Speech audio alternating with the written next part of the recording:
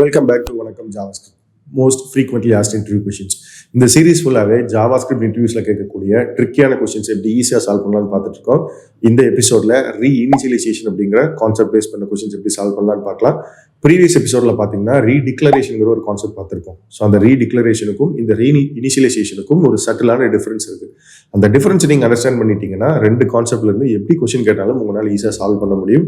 So ரீஇனிஷியலைசேஷன் என்ன, டிக்ளரேஷனுக்கும் இனிஷியலைசேஷனுக்கும் இருக்கிற difference என்ன, இதை எப்படி சால்வ் பண்ணலாம், இது ஃபுல்லாக இந்த எபிசோட் ஃபுல்லாக நம்ம பார்க்க போகிறோம். ஸோ நான் Vijayanand, full stack developer. Coding கான்செப்ட்ஸை சிம்பிளிஃபைட் ஃபார்முலா சொல்லித்தரதான் என்னுடைய வேலை. ஃபர்ஸ்ட் நம்ம ரீடிக்ளரேஷனுக்கும் ரீஇனிஷியலைசேஷனுக்கும் இருக்கக்கூடிய டிஃபரன்ஸை பார்த்துருவோம். Right. So first redeclaration and reinitialization, இதுக்கு பின்னாடி இருக்கக்கூடிய டிஃபரன்ஸ். ஸோ ப்ரீவியஸ் எபிசோடில் பார்த்தீங்கன்னா நான் ரீடிக்ளரேஷன் என்னன்னு சொல்லியிருந்தேன். ஃபார் எக்ஸாம்பிள் டி அப்படிங்கிற டிரைவில், உங்கள் லேப்டாப்பில் டி டிரைவில் மூவிஸ்ங்கிற ஒரு ஃபோல்டர் இருந்துச்சுன்னா அதே லொக்கேஷனில் அதே நேமில் இன்னொரு ஃபோல்டர் உங்களால் கிரியேட் பண்ண முடியாது தானே. ஸோ அதுதான் டிக்ளரேஷன் அண்ட் ரீடிக்ளரேஷன் அப்படின்னு சொன்னேன். ஸோ இன்னொரு எக்ஸாம்பிள் என்னென்னா, இப்போது உங்கள் ஃப்ரெண்டு ரவி அப்படின்னு ஒருத்தர் இருக்காரு, அவருடைய ஃபோன் நம்பர் 123ன்னு வச்சுப்போம். ஸோ நீங்கள் உங்கள் ஃபோனில் உங்களுடைய காண்டாக்ட் லிஸ்ட்டில் ரவி 123ன்னு ஒரு காண்டாக்ட் கிரியேட் பண்ணிட்டீங்க. ஜஸ்ட் இமேஜின் பண்ணுங்கள், அதே ஃபோனில் ரவி 123 அப்படிங்கிற இன்னொரு காண்டாக்ட் உங்களால் கிரியேட் பண்ண முடியாது தானே. ஸோ இதுதான் டிக்ளரேஷன் ரீடிக்ளரேஷன் இருக்கக்கூடிய டிஃபரன்ஸு. ஜாவாஸ்கிரிப்டை பொறுத்த வரைக்கும் where can be redeclare, let to cons to cannot be redeclared, which means நீங்கள் ஒரு வேரியபிளை வேரில் டிக்ளேர் பண்ணியிருந்தீங்கன்னா அது எவ்வளோ டைம் வேணாலும் ரீடிக்ளேர் பண்ணிக்கலாம். இதே லெட் அண்ட் கான்ஸ்னா ரீடிக்ளேர் பண்ண முடியாதுங்கிறத பார்த்தோம். ஸோ இதே ரீஇனிஷியலைசேஷன் அப்படின்னா ஒரு சின்ன சேஞ்ச் மட்டும்தான். இப்போது நீங்கள் ரவி 123 அப்படிங்கிற ஒரு காண்டாக்ட் நீங்கள் சேவ் பண்ணியிருக்கீங்க. கொஞ்ச நாள் கழிச்சு ரவி அவரோட ஃபோன் நம்பரை வந்து மாற்றிடுறாரு.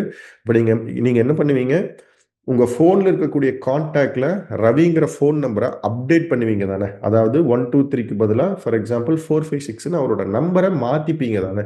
ஸோ இதுதான் இனிஷியலைசேஷன் அண்ட் ரீஇனிஷியலைசேஷன் அப்படிங்கிறது. அதாவது ஆல்ரெடி ஒரு வேரியபிளுக்கு ஒரு வேல்யூ அசைன் பண்ணியிருப்பீங்க, அதுக்கு பதிலாக இன்னொரு வேல்யூ அசைன் பண்ணுறது.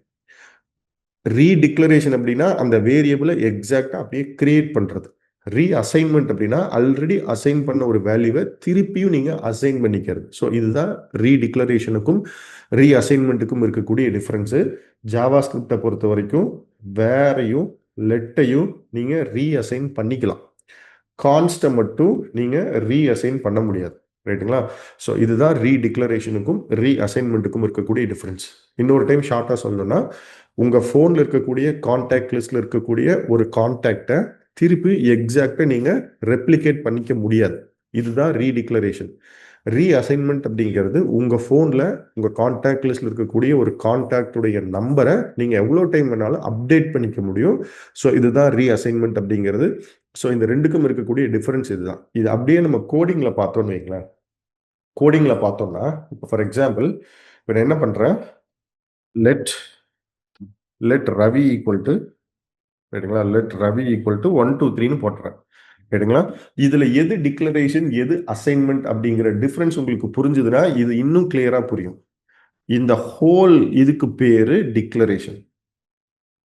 ரைட்டுங்களா. இந்த ஹோல் இதுக்கு பேரு டிக்ளரேஷன். நான் ஒரு வேரியபிளை டிக்ளேர் பண்ணிட்டேன்.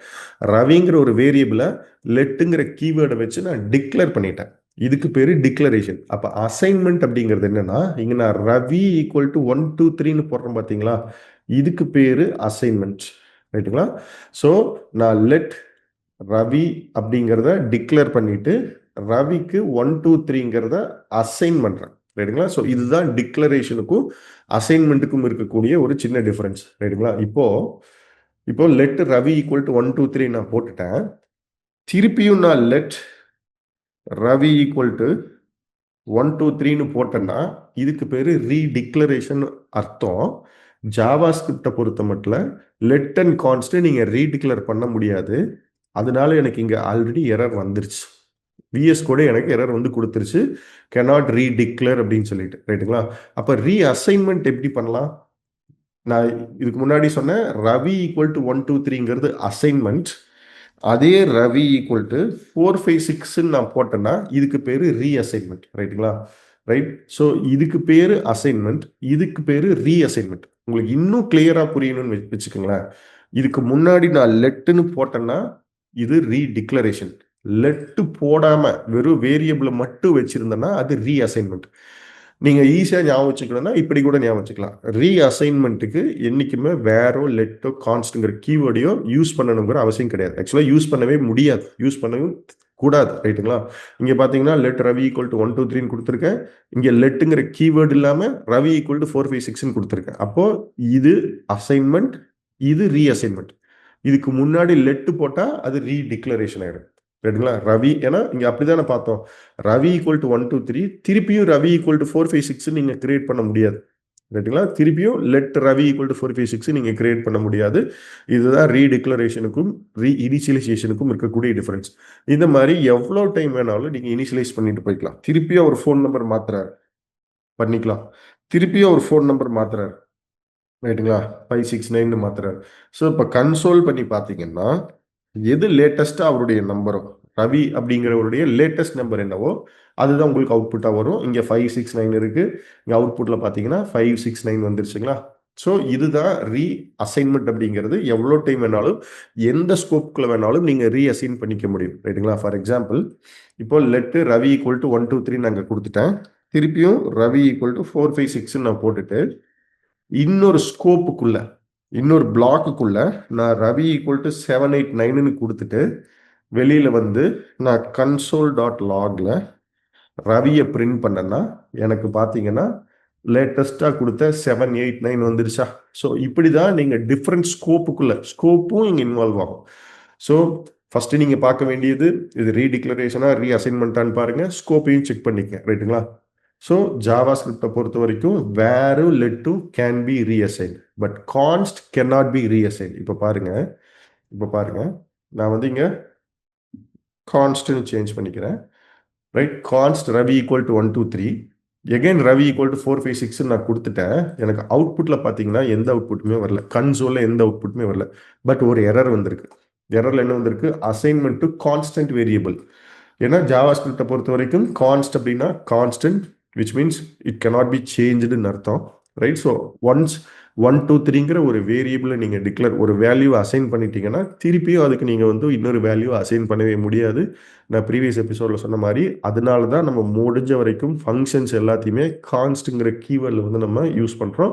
ஸோ இதுதான் ரீடிக்ளரேஷனுக்கும் ரீஅசைன்மெண்ட்டுக்கும் இருக்கக்கூடிய டிஃப்ரென்ஸ். ஸோ இந்த ரீஅசைன்மெண்ட்டை பொறுத்த வரைக்கும் எவ்வளோ டைம் வேணாலும் ஒரு வேரியபிளை நீங்கள் ரீஅசைன் பண்ணிக்க முடியும். ரைட்டுங்களா?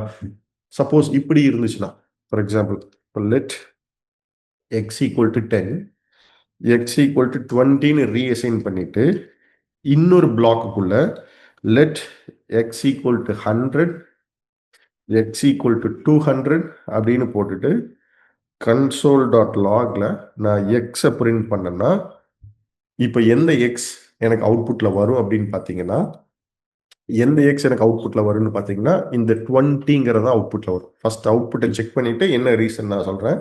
அவுட்புட்ல பார்த்தீங்கன்னா 20ங்கிறது வந்துருச்சா? ஏன் அப்படின்னா இந்த இடத்துல நான் இங்க டிக்ளேர் பண்ணியிருக்கேன், இங்க ரீஅசைன் பண்ணியிருக்கேன். ரைட்? இங்க எக்ஸ் ஈக்குவல் டு 10ன்னு அசைன் பண்ணிட்டு எக்ஸ் ஈக்குவல் டு 20ன்னு ரீஅசைன் பண்ணிட்டேன். ஸோ ஒரு டிக்ளரேஷன், ஒரு அசைன்மெண்ட். இங்கேயும் நான் திருப்பி எக்ஸ் ஈக்குவல் டு 100ன்னு டிக்ளேர் பண்ணியிருக்கேன், இங்க ரீஅசைன் பண்ணியிருக்கேன். பட் இன்னொரு ஸ்கோப்புக்குள்ள. ஸோ இது தனி, இது தனி. நம்ம இந்த இரண்டாம் உலகம் சொல்றோம் இல்லைங்க, அந்த மாதிரி இது ஒரு வேர்ல்டு, இது பேரலல் வேர்ல்டுல இருக்கு. ரைட்? இதே இங்க இன்னொன்னு நீங்க கவனிக்க வேண்டியது, இங்க ஒரு டிக்ளரேஷன் பண்ணியிருக்கேன், இங்கேயும் திருப்பியும் அதே வேரியபிள் நான் ரீடிக்ளரேஷன் பண்ணியிருக்கேன். ஜாவா ஸ்கிரிப்டை பொறுத்த வரைக்கும் ரீடிக்ளரேஷன் ஒன்று இருக்கா?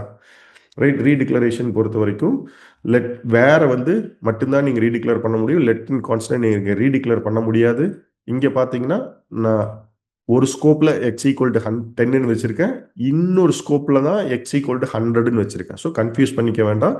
லெட் அண்ட் கான்ஸ்ட் வந்து டிஃப்ரெண்ட் ஸ்கோப்ல நீங்க ரீடிக்ளேர் பண்ணிக்க முடியும். அதை நான் ப்ரீவியஸ் எபிசோட்ல ரொம்ப ப்ராப்பரா வந்து நான் எக்ஸ்பிளைன் பண்ணியிருக்கேன். ஸோ தெரியாதவங்க ஃபர்ஸ்ட் அதை செக் பண்ணிக்கங்க. ஸோ இந்த மாதிரி தான் உங்களுக்கு ட்ரிக்கியான கொஸ்டின்ஸ் வரும். அப்போ நீங்க ஞாபகம் வச்சுக்க வேண்டியது இது டிக்ளரேஷனா ரீடிக்ளரேஷனான்னு பாருங்க. அதே மாதிரி அசைன்மெண்ட்டா ரீஅசைன்மெண்ட்டான்னு பாருங்க. ரீஅசைன்மெண்ட்டுங்கிறது ஈஸியாக ஞாபகம் வச்சுக்கிறதுக்கு அதுக்கு முன்னாடி வேர் லெட் கான்ஸ்ட்ங்கிற கீவேர்டு வரவே வராது. இங்கே பார்த்தீங்கன்னா வெறும் x ஈக்குவல் டு 200 கொடுத்துருக்கேன், இங்கே வெறும் x ஈக்குவல் டு 20 தான் கொடுத்துருக்கேன். ஸோ இந்த டிஃபரன்ஸ். ஸோ இந்த ரீடிக்ளரேஷனுக்கும் ரீஇனிஷியலைசேஷனுக்கும் இருக்கக்கூடிய டிஃபரன்ஸை நீங்கள் புரிஞ்சுட்டீங்கன்னா இது ரிலேட்டடான கொஷின்ஸ் எவ்வளோ ட்ரிக்கியாக இருந்தாலும் உங்களால் சால்வ் பண்ணிக்க முடியும். இப்போ உங்களுக்கு ஒரு சேலஞ்ச், ஸ்க்ரீனில் தெரியக்கூடிய கொஷினுக்கான ஆன்சர் என்ன கமெண்ட் பண்ணுங்கள். ஸோ இந்த வீடியோ யூஸ்ஃபுல்லாக இருந்துச்சுன்னா இதை லைக் பண்ணிவிட்டு இதை தெரிஞ்சுக்கணும்னு நினைக்கிற உங்கள் ஃப்ரெண்டுக்கும் ஷேர் பண்ணுங்கள். சப்ஸ்கிரைப் பண்ணாதவங்க சப்ஸ்கிரைப் பண்ணுங்கள். இது ரிலேட்டடான எந்த கொஷினாலும் கமெண்ட்டில் கேளுங்க, நான் ஆன்சர் பண்ணுறேன். ஸோ இன்னொரு வீடியோவில் நம்ம மீட் பண்ணலாம்.